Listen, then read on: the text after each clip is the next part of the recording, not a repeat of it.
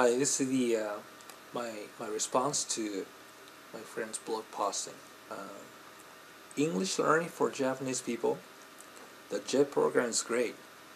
Quite a few friends of mine have taught English through the JET program. I've just found out that Dr. Reeves also taught through the JET program in 1991 through 1993.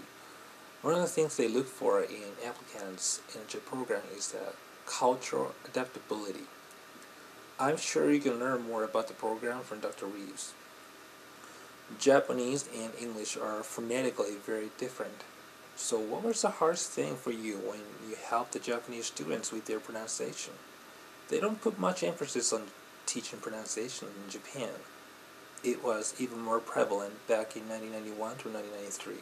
So they tend to develop a bad accent after a couple of years of formal English learning, and since they speak with a bad accent, they often have difficulty with listening as well.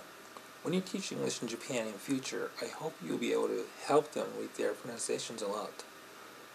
I am really interested in the methods of accent reduction. When it comes to grammar and functions of words, what they didn't teach us in Japan when I went through junior high, high school, and college over there was the stuff you take for granted as a native English speaker.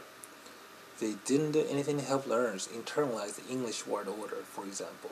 So we are often left clueless as to what word or phrase should come next when writing or speaking in English, or how the next word or phrase needs to be interpreted as we read through or listen to what is spoken.